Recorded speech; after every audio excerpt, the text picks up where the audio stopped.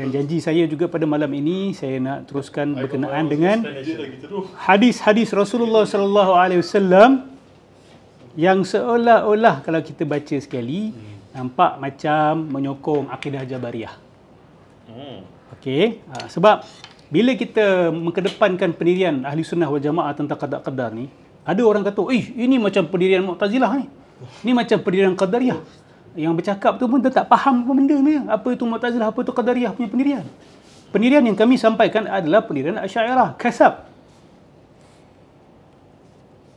Ada sebahagian siap kod hadis-hadis Nabi yang seolah-olahnya macam sebenarnya semua Allah tetap Ustaz, kan? Itulah hakikatnya, kita tak ada kehendak pun. Dia tak perasan itu kenyataan Jabariyah itu tidak selari dengan akidah Islam. Bila kita kata tak, manusia ada kehendak, dia kata Qadariyah. Salah. Saya bawakan hadis-hadis ni insya-Allah. Lepas tu kita lihat penjelasan ulama kefahaman yang sebenar berkenaan dengan hadis-hadis ini.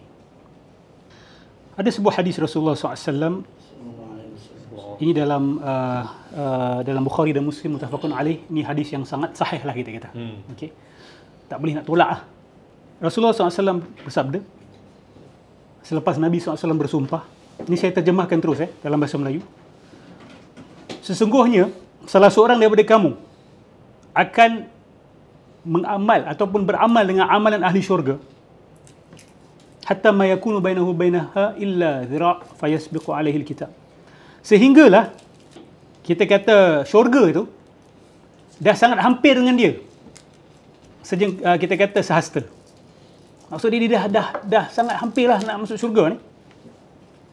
Maka takdir mendahuluinya, fayasbiqu alaihi alkitab, tulisan Allah itu, takdir Allah itu mendahuluinya, maka dia akan beramal dengan amalan ahli neraka, maka dia akan masuk.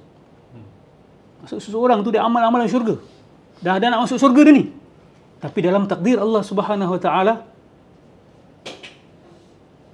didahului dengan benda lain, maka dia akan beramal dengan amalan ahli neraka dan dia akan masuk neraka.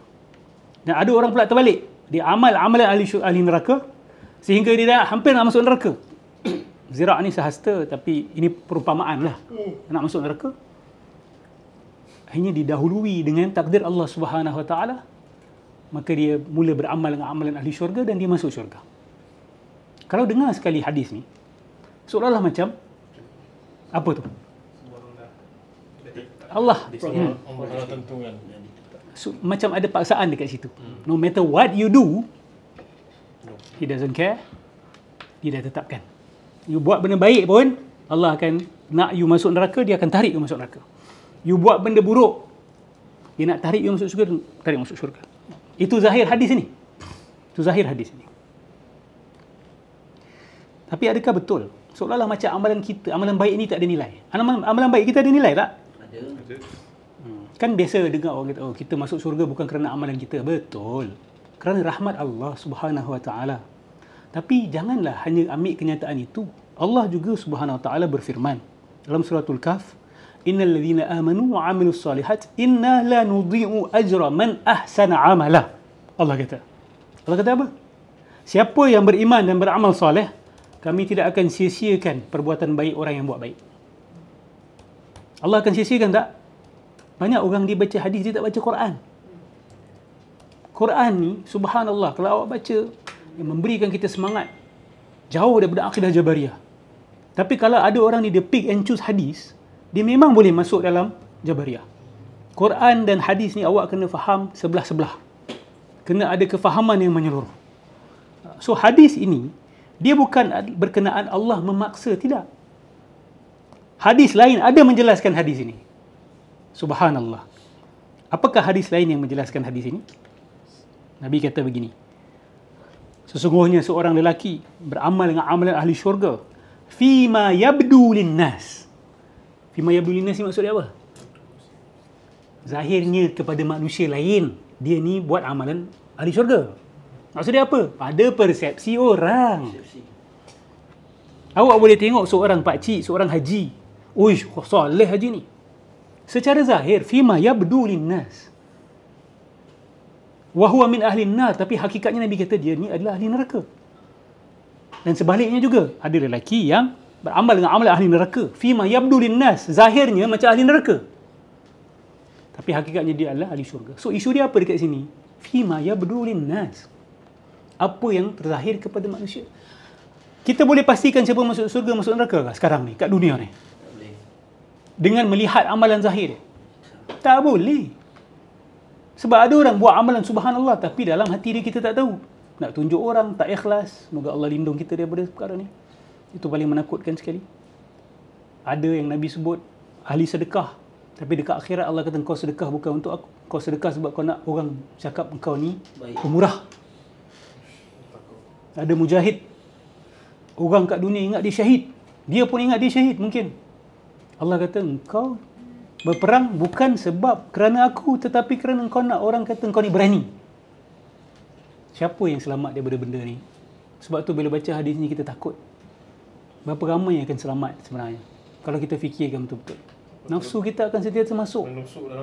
Dia nak join sekali. Ada orang cari ilmu, mengajar. Sebab apa? Orang ingat dia mengajar ikhlas, tapi sebenarnya nak orang cakap tu, nak orang puji dan sebagainya. Malaysia lama. Ini siapa yang baca tak takut, tak segan, dia ada masalah. Kita semua kena takut. Sebab the possibility benda ni boleh kena kat semua orang. Kita mungkin nampak macam pejuang, fighter, tapi di sisi Allah kita tak tahu. Kita tak tahu, wallahi. This is the scariest. Lepas tu dalam suratul Kahf pun ada juga kan.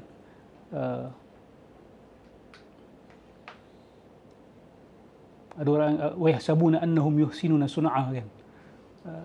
Adakah kamu tahu bil akhsarina amala, orang yang paling rugi amalan dia, orang yang berbuat dan dia menyangka dia buat baik, tapi sebenarnya dia sesat dengan amalan dia. Oh my goodness. Sebab tu hari akhirat adalah hari kejutan, yaumul faz'il akbar, kejutan-kejutan besar. Orang yang kita sangka soleh sebenarnya sebaliknya, orang yang kita sangka baik sebenarnya jahat sebenarnya sebaliknya. Tapi tak semualah. Ada yang dia begitu dekat dunia, begitu dekat akhirat. Saya harap awak tengok muka saya tengok muka awak ni, kita tak terkejut dekat akhirat. Amin.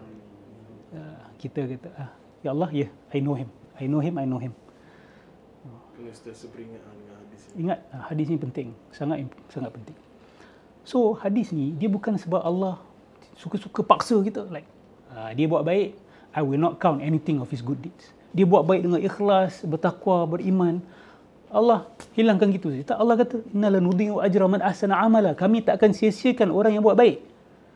Mana boleh kita tiba-tiba kata tak ada nilai perbuatan amalan kita. Tak boleh cakap macam tu. Allah bagi nilai kepada perbuatan orang yang baik. So at least kita bersangka baik kepada Allah Subhanahu wa taala. So hadis ni adalah yang zahir kepada manusia. Nampak macam dia ni ahli syurga. Tapi hujung-hujung nyawa dia kita tak tahu dia buat apa. Ataupun selama ni dia buat baik, dia ikhlas kita tidak tahu.